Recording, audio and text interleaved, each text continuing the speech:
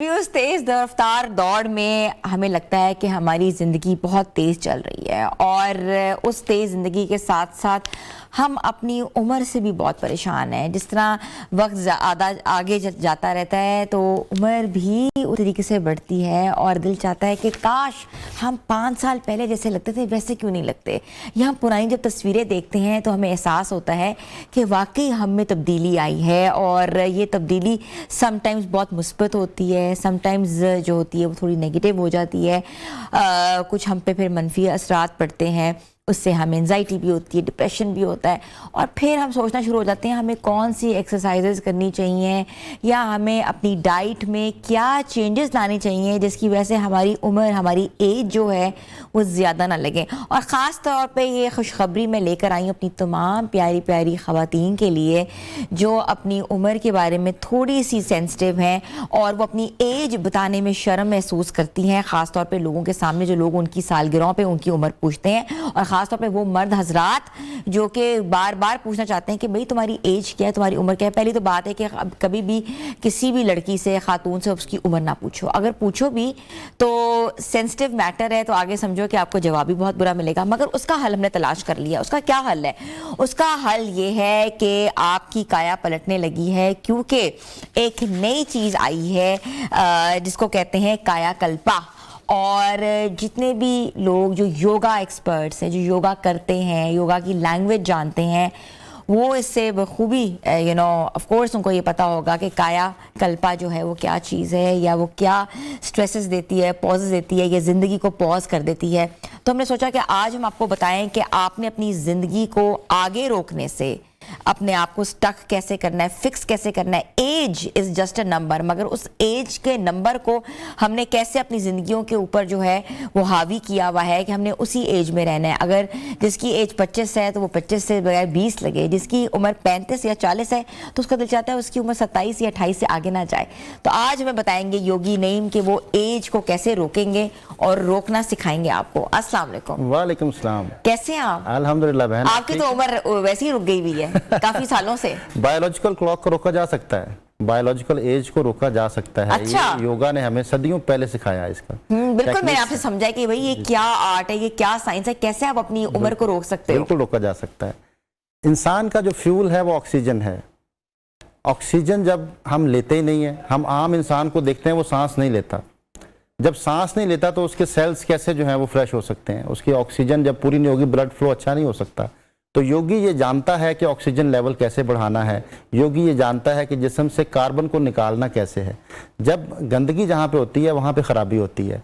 हम कार्बन नहीं निकालते। इंसानी जिस्म के अंदर जो कुदरत ने सांस इनहेल एक्सहेल सिस्टम लगाया है, ये एग्जॉस्ट सिस्टम है। बॉडी के अंदर बहुत सारे एग्जॉस्ट सिस्टम है, लेकिन एक सिस्टम ऐसा है जो 24 घंटे चलता है। एक एग्जॉस्ट सिस्टम आपका पसीना है। लोग ज़्यादा इसी पे फोकस करते हैं कि पसीना निकलना चाहिए, जिम चले जाते हैं। वो 2 घंटे के लिए आप जिम चले गए, आपने 2 घंटे पसीना निकाला, लेकिन कुदरत ने आपको 24 घंटे एक एग्जॉस्ट सिस्टम दिया है। अच्छा। वो है ऑक्सीजन, ये सांस का चलना, ऑक्सीजन को लेना और कार्बन को निकालना। इसकी टेक्निक्स हैं मुख्तलिफ, ऐसी टेक्निक्स जो, जैसे हम बात करें कि एक ब्रीदिंग है जिसको सातानामा कहते हैं। ठीक है। सातानामा बेहतरीन ब्रीदिंग है अपनी एज को रिवर्स करने के लिए। सातानामा वो उसकी टेक्निक्स जो हैं वो बहुत डीप जाएं तो वो बड़ी गहराई में आप जा सकते हैं, लेकिन ये कि हम इसको बहुत सादा वे में बताते हैं कि 4 झटकों में आपने सांस को लेना है और 4 झटकों में सांस को निकालना है। एक सांस को 4 जर्क्स के अंदर लेना है। और अगर इसके साथ जो है वो हर सांस के साथ इसको विजुलाइज करें, सा ता ना मा, सा ता ना मा। सा कहते हैं कि जो ये संस्कृत ज़ुबान के लफ्ज़ हैं, कोई मंत्र नहीं है, इसको मंत्र ना समझिएगा। ठीक है। संस्कृत ज़ुबान के लफ्ज़ मैं तर्जुमा बताता हूँ इसका। सा का जो मतलब है वो है कि आप जो है वो जैसे आपकी बर्थ है, पैदाइश, इसको सा कहते हैं। और ता जो है आपने ज़िंदगी को जीना है और पूरा एंजॉय करना है। ना मौत है और माँ दोबारा जिंदगी है। अच्छा।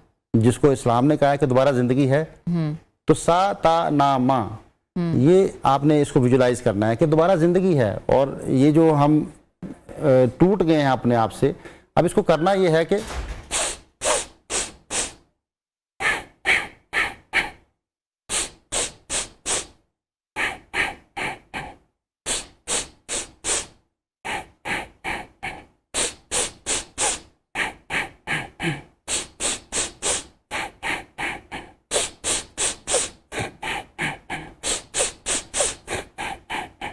ये सातानामा ब्रीदिंग करने से आपके अंदर जो है वो एक ऑक्सीजन लेवल का फ्लो बढ़ता है। ये जरक कितनी जो है बार करना चाहिए? इसको मिनिमम जो है वो मिनिमम 5 मिनट्स डेली करें। अच्छा, जरक का मैं आपको बता दूं कि जरक क्या है। नर्वस सिस्टम की प्योरिटी जरक से आती है। जैसे हमें छींक आती है तो हम कहते हैं शुक्र अल्हम्दुलिल्लाह, और फिर मेडिकल ने कहा कि वो जरक ना आए तो आपको फालिज हो सकता है, पैरालाइज हो सकता है। ये जरक छींक जो आती है ये प्योर करती है, रिफ्रेश करती है नर्वस सिस्टम को, क्लॉट नहीं आने देती। तो हम अब छींके तो हर वक्त नहीं ला सकते ना, तो हम सांस के अंदर वो झटके ला सकते हैं। तो ये तरीका है कार्बन डाइऑक्साइड को एक्सेल करने का, कार्बन डाइऑक्साइड एक्सेल करने का जरक से। जर्क से।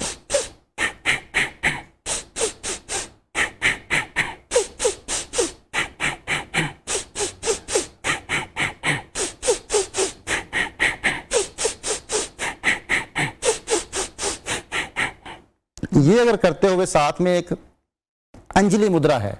अंजलि मुद्रा? जी जी, अंजलि बड़ा प्यारा नाम भी है, इस खूबसूरत लड़की को कहते हैं।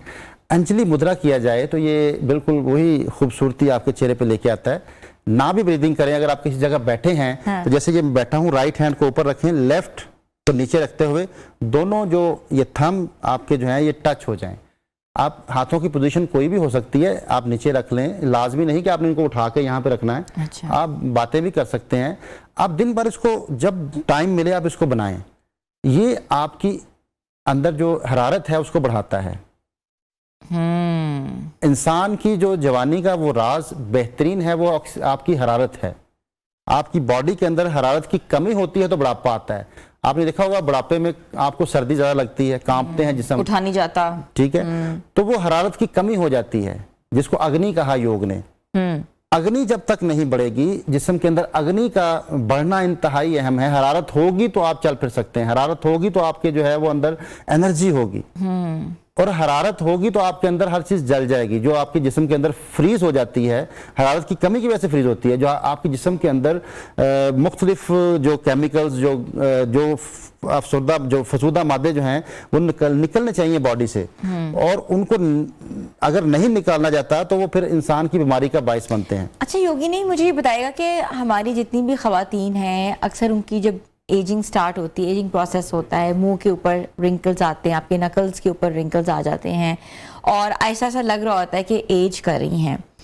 क्या कितनी देर पहले उनको ये सारे स्टेप्स स्टार्ट कर देने चाहिए? ये सारे जो प्रोसीजर है आपने जो बताया है जिस तरह कि ये शुरू कर देने चाहिए? ये बहन हर एज में शुरू कर देने चाहिए। जैसे आप जवान भी हैं तो उसको करते रहें, आपकी एज आपकी बढ़ेगी नहीं। हम अब एक और अग्नि सर की बात करते हैं, जो हम टेक्निक है जिसके ज़रिए से आपके जिस्म के अंदर हरारत बढ़ सकती है। वो इतनी पावरफुल ब्रीदिंग है कि अगर आप उसको शाम में करते हैं तो आपको नींद नहीं आएगी, इसलिए आपने सुबह करना है उसको। अच्छा। मैं एहतियात भी बता दूं। अच्छा। वो इतनी पावरफुल है कि अगर आपने शाम में कर ली तो फिर आप सारी रात जागते रहेंगे। वो इतनी एनर्जेटिक है। वो करना क्या है कि आपने एक्सेल करना है, सांस को बाहर खारिज कर दिया, खारिज करके रुक जाएं। अब सांस निकली हुई है, और फिर पेट के ऊपर आपने हरकत इस तरह लेके आनी है कि पेट को अंदर बाहर करना है, सांस निकला हुआ है।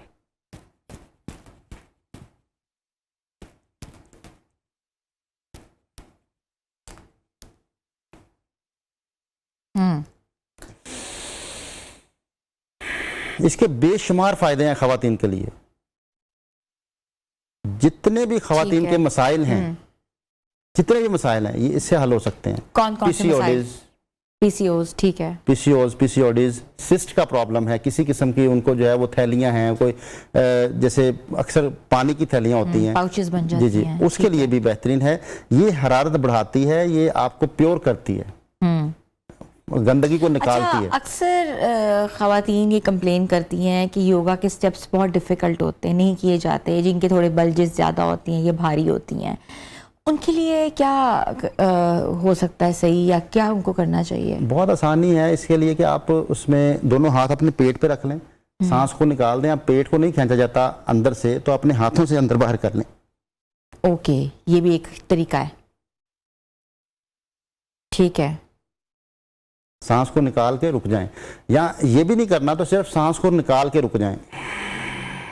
सांस निकाल के जितना मैक्सिमम रुक सकते हैं, अगली सांस में वक्फा। ठीक है, ये भी तरीका है। फिर अगली सांस लंबी आएगी। जब आप सांस को निकाल के रुकते हैं तो सांस बहुत गहरी आएगी, फिर आप उसको आने दें, 2-3 लंबी सांसें लेके फिर निकाल के रुक जाएं। ये अर्ली मॉर्निंग करने की चीजें हैं। इसको कभी भी आपने दोपहर के बाद नहीं करना, नींद डिस्टर्ब हो जाएगी, क्योंकि ये हरारत बढ़ाती है बॉडी के अंदर। अच्छा, आपकी ब्लड सर्कुलेशन बेहतर करती है, बॉडी के अंदर हरारत बढ़ती है, तो इससे फिर नींद डिस्टर्ब हो जाती है। स्लीपिंग मोड पे बॉडी नहीं जाती। जी, बस इसको करना सुबह अर्ली मॉर्निंग में। आप जागना चाहते हैं, दिन भर काम करना चाहते हैं, तो अर्ली मॉर्निंग करें। आपको लगता है ये जो योगा है ये वेट लॉस जर्नी भी है? बिल्कुल, वेट लॉस इससे होता है। ये जो हमने अग्निसर किया है ये भी बेहतरीन है। हरारत की कमी से तो वजन बढ़ता है, हरारत की कमी से वजन बढ़ता है। और बहुत सारी वजूहात हैं वजन बढ़ने की। हार्मोनल इम्बैलेंस है, आपकी बलगमी अमराज हैं, आपकी गैसेस हैं, बॉडी के अंदर गैसेस बढ़ जाएं तो भी वजन बढ़ता है। स्ट्रेस एंजाइटी से वजन बढ़ता है। और इसमें जो है वो ज़्यादातर लोगों को जो वेट बढ़ता है वो ओवर ईटिंग की वजह से बढ़ता है। मुख्तलिफ इसकी टाइप्स हैं, उनको कंट्रोल करने के लिए मुख्तलिफ चीज़ें की जाती हैं, लेकिन हम एक ऐसी चीज़ को करना चाहेंगे जिससे ओवरऑल आप किसी भी तरह का आपका वेट है वो कम हो सकता है। ठीक है जी, कम हो सकता है, कम हो सकता है। जी, ठीक है। उसके लिए एक हम आसन करते हैं। दोनों हाथों के अंगूठों को ऐसे पकड़ लें, ऐसे पकड़ के अपनी नाफ की साइडों पे रख लें। ओके, ये चेयर पे बैठे बैठे ही नाफ की साइडों पे रख लें, और ऊपर देखते हुए सांस निकालते हुए नीचे आए, सांस निकाल दें, यहां रुकें, फिर वापस,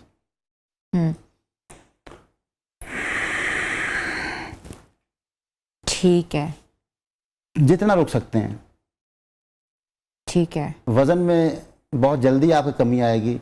ये एक तो आपके पेट को साफ करेगा, आप कॉन्स्टिपेशन भी इससे खत्म हो जाएगी, डिटॉक्स करेगा। डिटॉक्स करेगा, कॉन्स्टिपेशन का बेहतरीन इलाज है। अच्छा, इसका सबसे जो बड़ा फायदा है ये शुगर कंट्रोल करता है। अच्छा, ये स्टेप आपका शुगर कंट्रोल करता है। पैंक्रियाज काम करना शुरू करते हैं, ठीक है, इंसुलिन बनाते हैं। ठीक है, ठीक है। इंसुलिन बनती है तो जिस्म के अंदर जो मीठा है वो ब्लड शुगर लेवल जो है वो नीचे आना शुरू हो जाता है। अच्छा, ठीक है। अच्छा, बड़ा अहम आपने ये स्टेप बताया है। और इसमें फिर अगर आप थोड़े से माहिर हो जाएं तो फिर इसकी टेक्निक ये है कि जब आप नीचे जाएं तो अपने पंच को ऐसे शेक करें।